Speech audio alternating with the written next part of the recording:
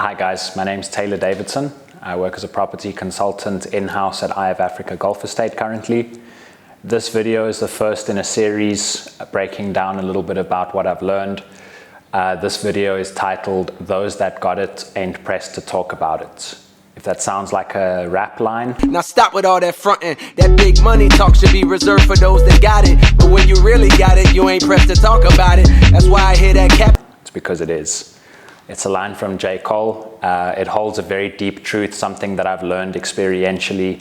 And basically what it means is that if someone has something of value, they aren't in a rush to tell you about it. That is normally applied to money, but it can apply to many other things like competence, connection, network. All of that kind of thing is things that people who really have it aren't in a big rush to tell you. A lot of the time, people will want to come and see these properties and these high-end estates, and they're really just window shopping. And people don't really understand the fidelity that comes with something like selling a house or giving people access to an estate, something that's exclusive and secure.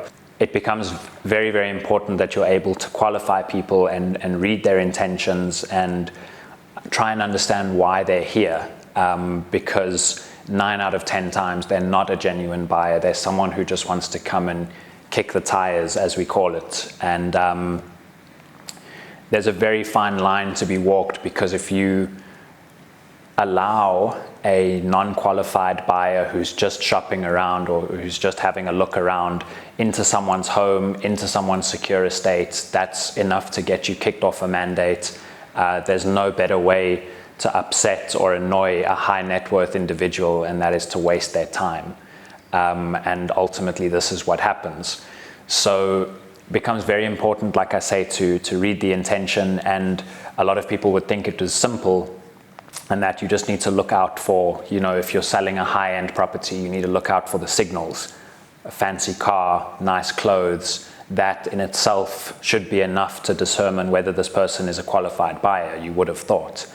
But it turns out that these are very, very bad indicators of, firstly, of a person's intention, but even more so of their ability to buy. It's almost inversely correlated that people with nice cars, people that are, wearing Gucci head to toe, are not always what you think they are, and they're trying very hard to show you something. Whereas the people with money, people with wealth, the people who have the sort of background that can buy are very quiet, and they're not in a rush to tell you how much money they have or what they have or whether they're buying.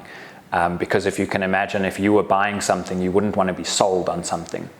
And if you can think about that from another perspective, if you had some very influential connections or networks, you wouldn't be in a rush to tell people about it. If you knew Muse Maimane or Johan Rupert, you wouldn't be in a rush to tell people about it, because these random people that you were bragging to would now start asking you for introductions. They'd ask you for favors. The main sort of takeaway from this is you need to read more about people's intentions and what they're trying to do, not so much about what they say. You need to look at behavior and see whether that's consistent with what they're telling you, and kind of trust your gut.